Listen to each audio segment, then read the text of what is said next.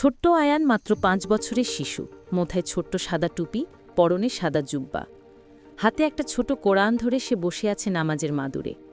মা মুচকি হেসে জিজ্ঞেস করলেন, আয়ান তুমি কি করছো?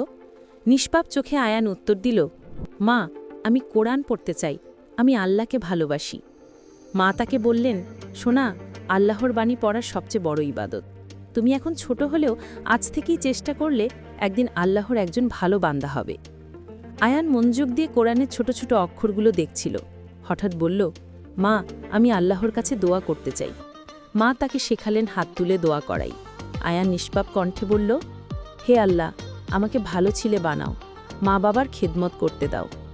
মা তার মাথায় হাত বুলিয়ে চোখ ভিজিয়ে বললেন, আল্লাহ নিশ্চয়ই তোমার এই ছোট্ট দোয়া কবুল করবেন।